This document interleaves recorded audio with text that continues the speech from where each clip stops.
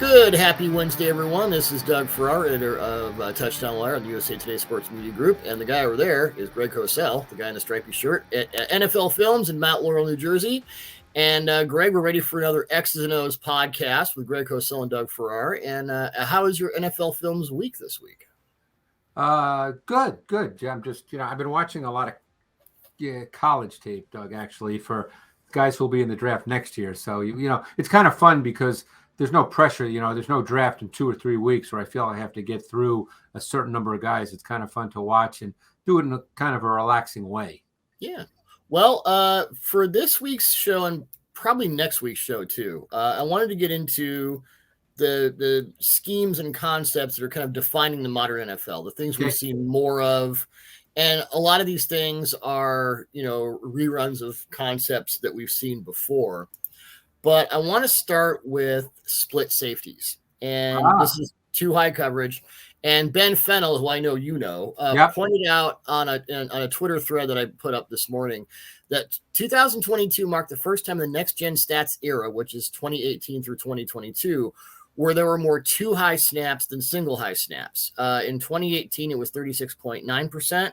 In 2022, 49.5% of all defensive snaps were split safety.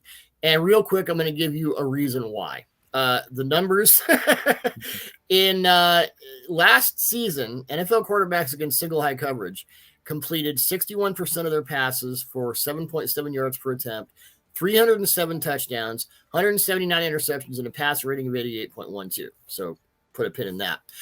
NFL quarterbacks against two high coverage last season, 65% of their attempts were completed. So, underneath stuff that tells you 7.23 yards per attempt, 179 touchdowns, 198 interceptions, and a pass rating of 83.02. So against two high, Greg, last season, quarterbacks threw more interceptions than touchdowns. Why? Well, I think the larger question is why are teams playing more too high? Yeah. Interceptions are an odd statistic because you have to look at each one individually to understand why they occur. But I think you're speaking to the larger trend of why there's more too high coverage in the NFL. So think of it this way. If it's single high coverage, number one, you need a great post safety. Yep. And that's not too many of those guys around. There's not many of those guys around. And colleges don't put out those guys, first of all. So there's fewer and fewer of those guys around. Number two, what do you get when you play single high? You get seams on both sides because a savvy quarterback can move a single high safety. And unless you're going to have underneath coverage run with, we'll get into a little detail here. Just that's what we do. So let's backtrack for a sec. So if you're a defense and you're playing against teams that run 2x2 sets, meaning two receivers on each side, okay, with a back in the backfield, but you have two receivers on each side of the formation. If you take the inside receiver, the number 2 receiver on each side, and you run them on seam routes, vertical seam routes, unless you're going to have an underneath defender in zone coverage run with them, you are really putting the post safety in a bind because he can't play both seams. It's not, he's one person. He can't play both seams. Right. And savvy quarterbacks can manipulate and control that post safety so they can get him to move the way they want him to move and therefore open up a seam. So essentially in cover 3, which is the zone version of single high safety, you're really asking, if you're not going to have an underneath defender run with number 2, you're basically asking your corner to have to overlap number 2 at times. That's hard to do because he's lining up over the outside receiver and he can't give up the outside receiver because if that outside receiver runs vertically, it's the corner's responsibility to play him. We're talking the math doesn't really work. No, we're talking about a cover 3 look, meaning there's 3 deep defenders. Yep. So if you get 4 vertical routes with 3 deep defenders, as you said, the math doesn't work.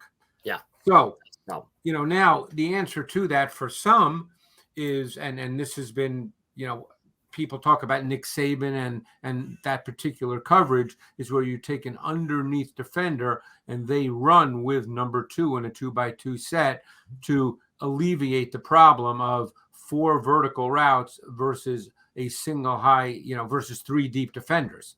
But that poses some other issues. So the bottom line is when you play with split safeties and particularly cover 4 quarters, number one, you take care of the fact that you don't have seams that are available.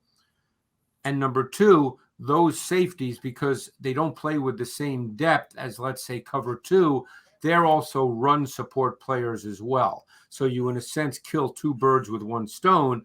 You can have, safeties that are involved in the pass game and also involved in run support. Now, one potential issue with that, and we see that, is cover 4 is essentially a matchup zone concept. It's really it's called zone, but it's really a man matchup principle. Yes. So now what you get is it's basically it's 4 guys taking a quarter of the field each, and correct. Wherever you go, I go. Right. So again, what happens if number 2, receiver number 2, and the slot receiver runs vertically? Then the safety must match up man to man. Once that receiver, and different coaches teach this differently, Doug, but once you get beyond, maybe it's 8 yards, maybe it's 10 yards, 12 yards at the absolute deepest, it becomes man coverage for the safety. Yes. So one potential issue there is if that's a receiver, okay, let's say you decide to put Devontae Adams there. Let's say you decide to put Tyreek Hill there. Let's say you decide to put Justin Jefferson there at number 2.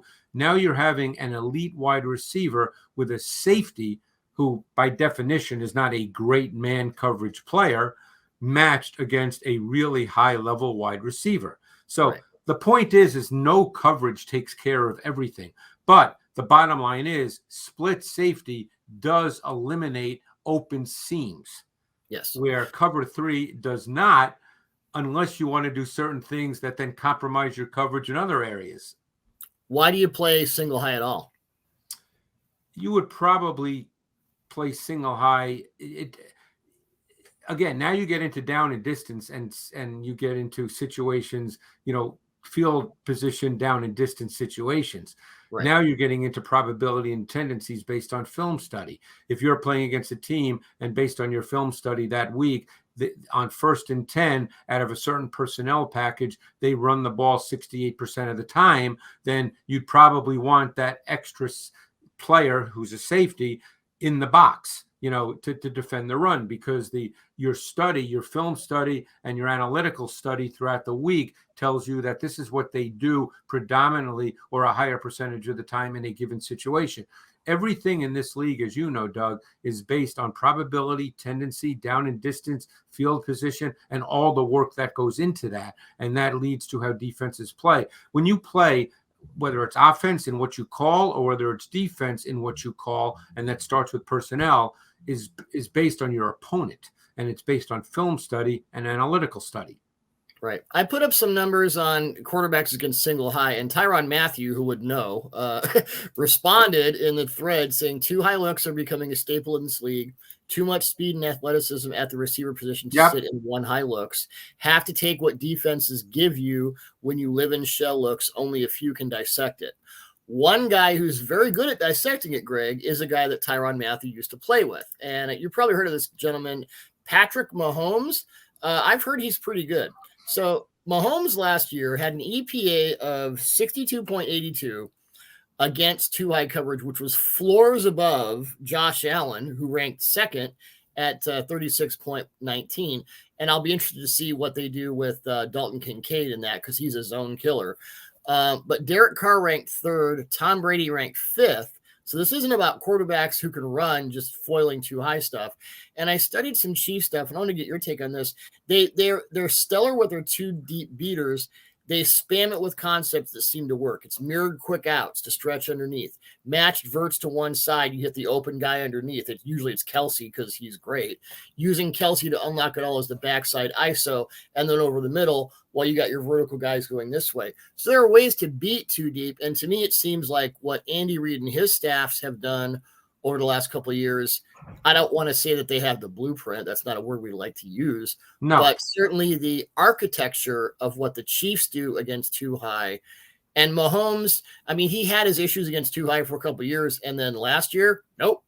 That's one more thing you can't do with this guy because you can't blitz him. You can't play. I don't know what you do against Patrick Mahomes, but now you can't play too deep anymore. It doesn't seem fair. Well, you know, quarters coverage, you know, and again, there's that whole Vic Fangio element as well. That so defensively, if you're going to play a coverage that's theoretically zone based, but does have matchup principles, which is what cover 4 is, you have to know what the weaknesses are. I was very fortunate that Rod Rust, a name you know, was a defensive coordinator in the league for years, considered the pioneer of quarters coverage. When he retired, he lived in the South Jersey area, and he called me up and he said, "Hey, can I come in and watch tape with you during the season on Mondays?" And I said, "Of course," because I knew I was going to learn stuff. You know?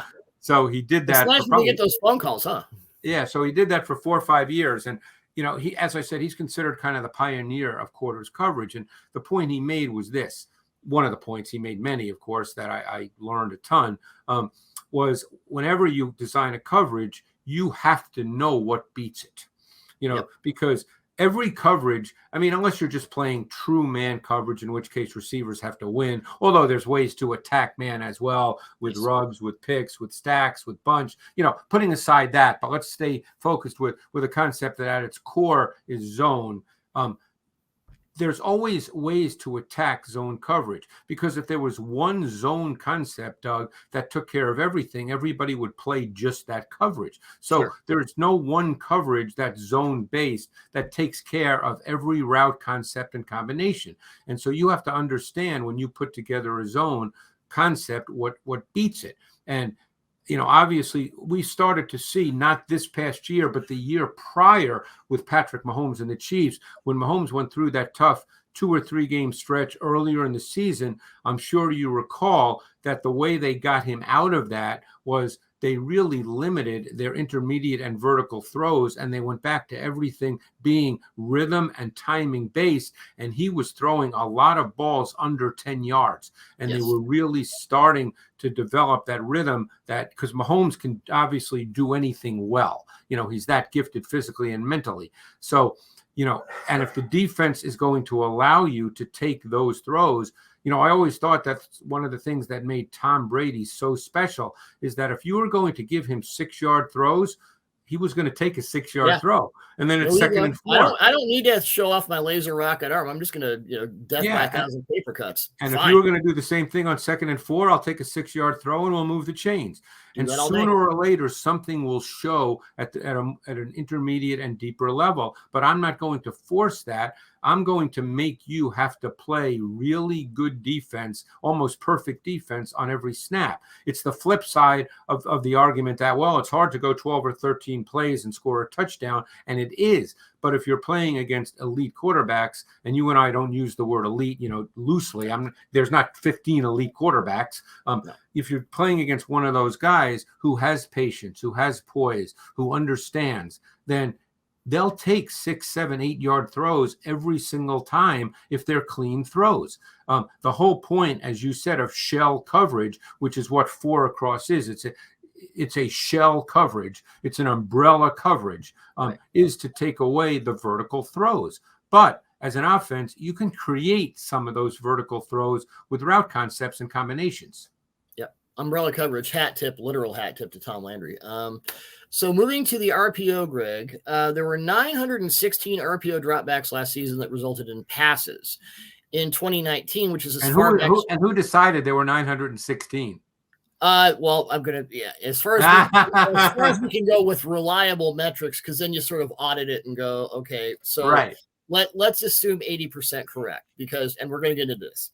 So from 709 in 2019 to 916 in 2022. So my point is the RPO's gone up.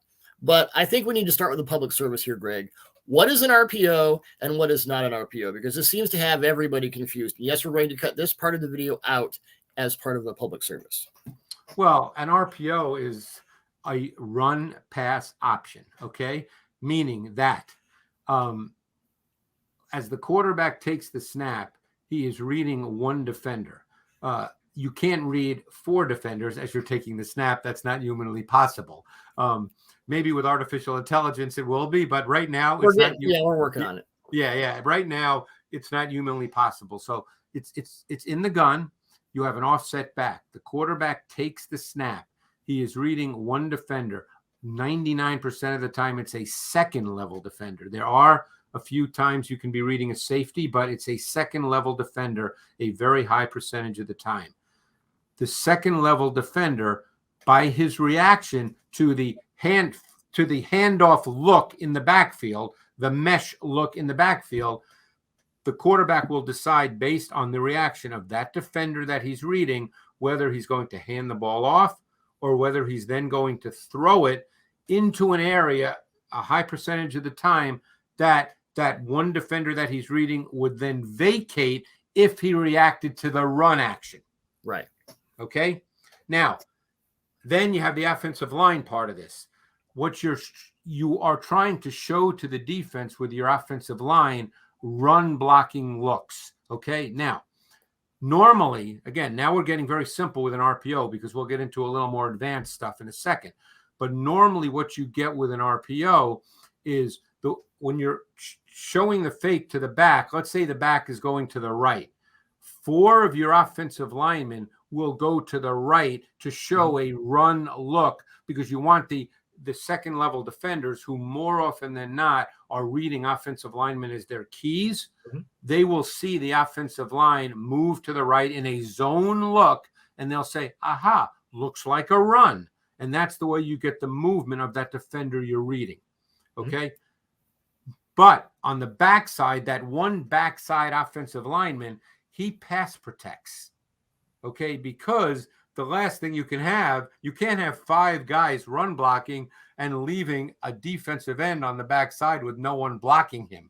Yeah, that sounds bad. If he decides that he's just going to run at the quarterback, then you have an issue. So normally, again, in its purest form, with an RPO, you have four offensive linemen run blocking and the backside offensive tackle pass protecting. So you don't get a clean shot at your quarterback. Go ahead. Good. But RPOs have now expanded. And by the way, every time you fake a handoff in the backfield to a back, it's not an RPO. Not an RPO. People not automatically an RPO.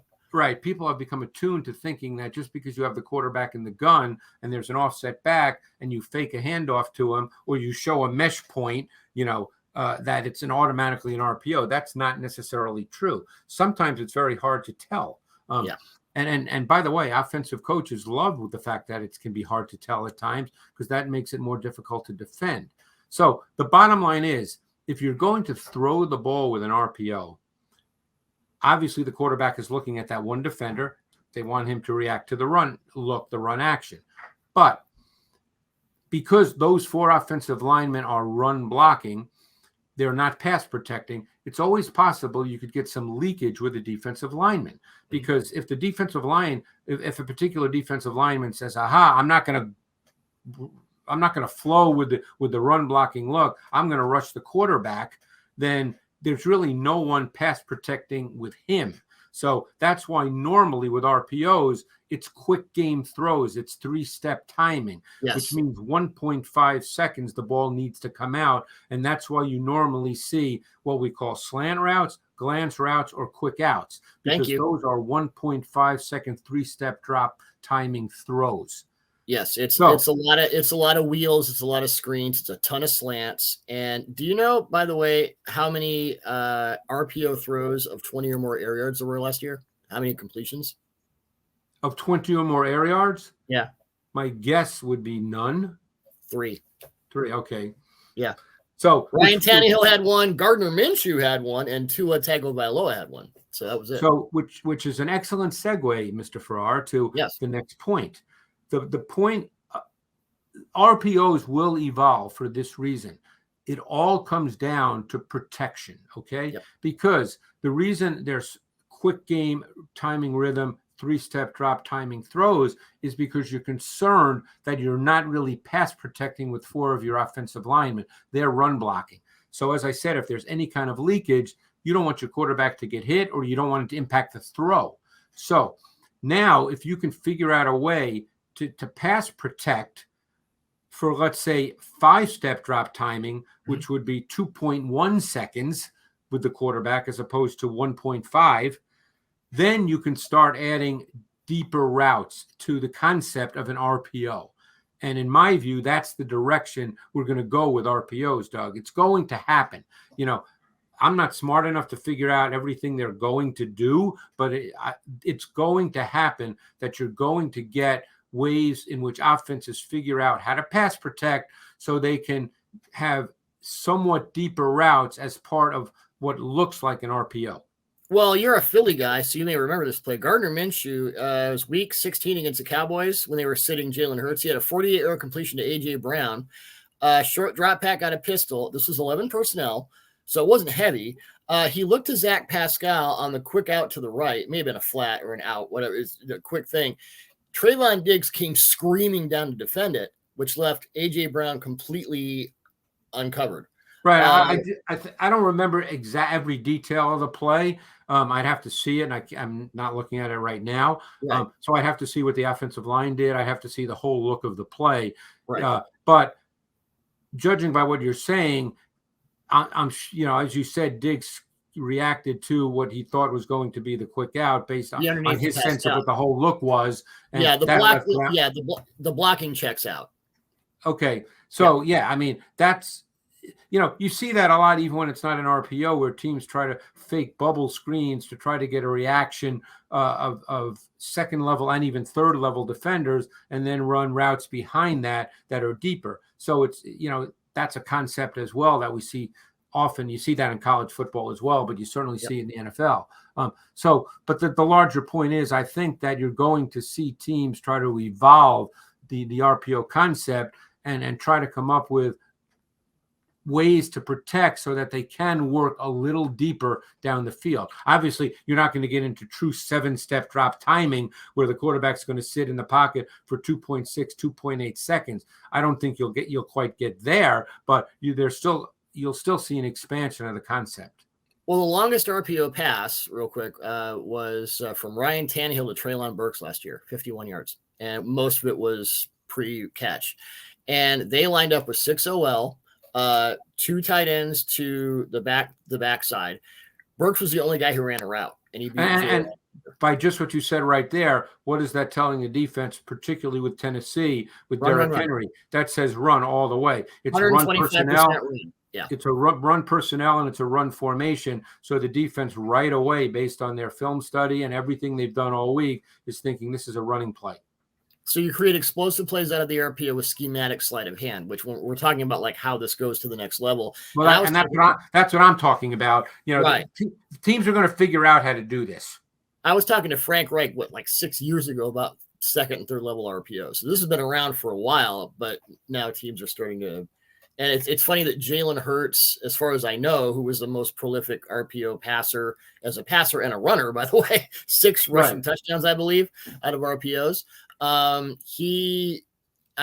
far as I know, he didn't have the explosive RPO. It was Gardner Minshew. So they had it dialed up. They just did it for a different guy. And it's funny you mentioned Jalen Hurts and obviously, Frank Reich, and now we'll see what happens in Indianapolis with Anthony Richardson. But when you have quarterbacks in the gun who present a run threat just by the very nature of being in the gun, which Hurts does, Richardson will, obviously Lamar will, and I'm very anxious to see how Todd Monken handles all that. That dictates how defenses have to play pre-snap, because almost always when you have a quarterback in the gun and a back to one side of him, if you're going to play some form of single high, let's say, because it's 1st and 10, and because the Eagles run the ball well, the Colts will probably run the ball well. They have Jonathan Taylor. So teams on 1st and 10 could very well play with a single high safety, Doug. So what happens is when the quarterback is such a big running threat, the free safety in single high becomes the extra quarterback player to the side of the back. And that creates, by NFL standards, relatively easy pass game concept execution. Yes. And you don't need 1,000 concepts to attack that because you know what you're going to get. It even works with the run game. You may recall in the NFC Championship game on the touchdown drive in which I believe Miles Sanders scored on a 13-yard touchdown, Yep. 2 or 3 plays earlier in that drive, Kenny Gainwell ran 17 yards. I don't know if you remember this. Yep.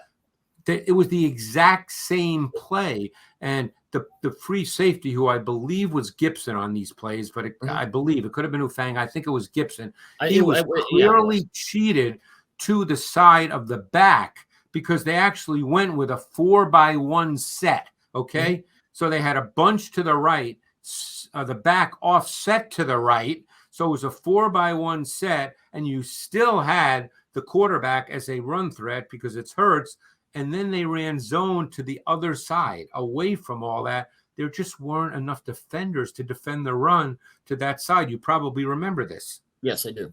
Well, and the Eagles, we're going to throw out the third subject because we've gotten as far into the weeds. Well, we'll get to that next week. We'll tease it. Yeah, I love to get into the weeds. We'll do 5-man fronts next week as far as some other things. But that could be a half hour in and of itself. Right. I wanted to get into this thought, and I wrote a couple pieces about this last season. The Eagles, it was like kind of the reverse Shanahan. When pre-snap, it was a lot of 11 personnel. It wasn't really anything tricky. And then post-snap, everything just went into chaos. And one of the reasons, the primary reason for that, and you and I have discussed this before, people talk about Jalen Hurts as a system quarterback. No. He was the system.